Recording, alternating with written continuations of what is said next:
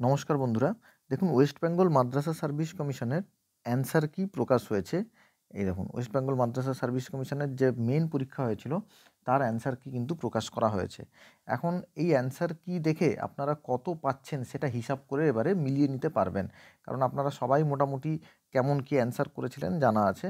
তো আপনাদের অ্যাপ্রক্স কত মার্কস হতে পারে সেইটা আপনারা কমেন্ট সেকশানে আপনাদের সাবজেক্ট সহ, সাবজেক্ট 9, 10 না 11, 12 এবং কত হতে পারে সেইটা অ্যাপ্রক্স মার্কটা লিখে জানান কমেন্ট সেকশানে। তাহলে সেইগুলো কম্পাইল করে কিন্তু আমরা একটা অ্যাপ্রক্সিমেট কাট অফ কত হতে পারে একটা দিয়ে দিতে পারবো। যদিও একটা ধারণা আমাদের কাছে রয়েছে যে কত কাট অফ হতে পারে, কিন্তু আপনাদের ডেটাগুলো পেলে আরও বেশি করে ভালো করে তথ্যগুলো উপস্থাপন করতে সুবিধা হবে। তো এর জন্য আপনারা কি করতে পারেন, আমার নিচে একটা হোয়াটসঅ্যাপ গ্রুপের লিঙ্ক দেওয়া আছে, এখানে আপনারা জয়েন করতে পারেন।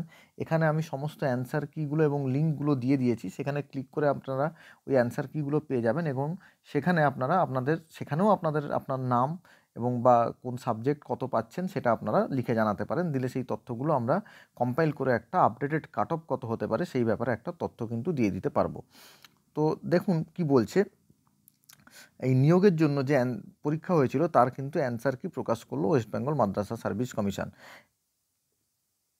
পরীক্ষার ফল প্রকাশের খবরের অপেক্ষায় অনেক চাকরিপ্রার্থী রয়েছেন, কিন্তু অফিসিয়াল ওয়েবসাইটে শুধুমাত্র অ্যান্সার কি দেওয়া হয়েছে, এখনও কিন্তু ফল প্রকাশ করা হয়নি। আর এখন সম্ভবও নয় ভোটের এই পরিস্থিতিতে। তো প্রকাশিত হলো দেখুন এসএলএসটি নবম দশম এবং একাদশ দ্বাদশের অ্যান্সার কি। এটা কিন্তু এসএলএসটি নবম দশম এবং একাদশ দ্বাদশ, আপনারা জানেন মাদ্রাসা সার্ভিস কমিশনও কিন্তু এসএলএসটি হয়ে গিয়েছে। এবং শুধু তাই নয়, যদি প্রশ্নের উত্তর মনে হয় আপনাদের ভুলও রয়েছে বা আপনাদের কোনো মতামত রয়েছে, তাহলে নির্দিষ্ট পোর্টালে সঠিক তথ্যসহ চ্যালেঞ্জ করারও কিন্তু সুযোগ থাকছে। এটা কিন্তু একটা খুব ইম্পর্ট্যান্ট ব্যাপার। আপনারা জানেন এসএসসিতেও কিন্তু এরকম একটা হয়েছিল যে যেখানে স্কুল সার্ভিস কমিশনের পরীক্ষায় অ্যান্সার কি পাবলিশ করার পর আবার মতামত জানানোর সুযোগ ছিল। দিয়ে সেখানে তারপরে কিন্তু সেটাকে রিভাইজ করে রিভাইজ অ্যান্সার কি কিছু ক্ষেত্রে কিন্তু প্রকাশ করা হয়নি। সেই নিয়েও কিন্তু বিভিন্ন কেস হয়েছিল যে রিভাইজ অ্যান্সার কির ভিত্তিতে তার ওএমআরের নাম্বার 1 হচ্ছে, আর পুরনো অ্যান্সার কি ভিত্তিতে ওএমআরের নাম্বার 1 হচ্ছে, কিন্তু কোনটা নেওয়া হচ্ছে সেটা নিয়ে একটা ধোঁয়াশা রয়েছিল। তো এই ব্যাপার নিয়ে কিন্তু এসএসসিতে প্রচুর জলগোলা হয়েছে। আশা করব মাদ্রাসা সার্ভিস কমিশনের ক্ষেত্রে এই নিয়ে আর কোনো ঝামেলা বা এই নিয়ে আর কোনো সমস্যা থাকবে না। এটা আশা করছি কর্তৃপক্ষরা ভালোভাবে দেখবেন। এর আগে ক্লাস 1 থেকে 4 এবং ক্লাস 5 থেকে 8 এর জন্য 7তম রাজ্য স্তরের নির্বাচন পরীক্ষা টেট হয়েছিল যথাক্রমে এই তারিখে 28 তারিখ জানুয়ারি মাসে এবং 10টা থেকে 12:30 পর্যন্ত এবং দুপুর 2:30 থেকে 5টা পর্যন্ত এই পরীক্ষাগুলো হয়েছিল।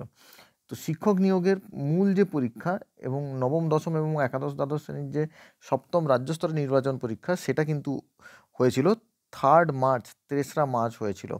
আপনারা জানেন 3রা মার্চ পরীক্ষা হয়েছিল, আর এখন মে মাসে কিন্তু অলমোস্ট প্রায় 2 থেকে 2.5 মাসের মধ্যে কিন্তু অ্যান্সার কিটা প্রকাশ করে দিল। সেই ব্যাপারে দেখতে গেলে কিন্তু যথেষ্ট তাড়াতাড়ি অ্যান্সার প্রকাশ করা হয়েছে বর্তমান পরিস্থিতি অনুযায়ী। কারণ আপনারা জানেন অলরেডি একটা নিয়োগ প্রায় 7 বছর 8 বছর ধরে পড়ে রয়েছে। এবারে এই অ্যান্সার কিকে চ্যালেঞ্জ করার জন্য আশা করব কমিশন নির্দিষ্ট পরিমাণ সময় দেবে এবং তারপরে সেটার রিভাইজড অ্যান্সার কি অবশ্যই যেন প্রকাশ করে, না হলে কিন্তু আবার সেই সমস্যা রয়ে যাবে, আবার সেই কেস করার একটা রাস্তা খোলা রেখে দেবে। আশা করব কমিশন ঠিকঠাকভাবে জিনিসটাকে প্রেজেন্ট করবে এবং যাতে কোনো কেস করার রাস্তাই না থাকে সেই ব্যাপারে উপযুক্ত পদক্ষেপ নেবে। আপনাদের কি মতামত, যে সত্যিই কমিশন সঠিকভাবে এটা নিয়ে এগোবে কি এগোবে না, আপনারা কমেন্ট সেকশনে লিখে জানান। যাই হোক, আপনারা আমার যে গ্রুপ রয়েছে হোয়াটসঅ্যাপে সেখানে জয়েন হতে পারেন এবং আপনারা কমেন্ট সেকশনে আপনাদের অ্যাপ্রক্সিমেট মার্কগুলো লিখে জানাতে পারেন। সেখান থেকে কাট অফ সম্পর্কে কিন্তু একটা পরিষ্কার ধারণা নিয়ে আমি নেক্সট ভিডিওতে আপনাদেরকে জানিয়ে দেবো। ধন্যবাদ সবাইকে ভিডিওটি দেখার জন্য। যদি ভিডিওটি ভালো লাগে অবশ্যই চ্যানেলটি সাবস্ক্রাইব করে পাশে থাকবেন আর একটা লাইক করে দেবেন। ধন্যবাদ।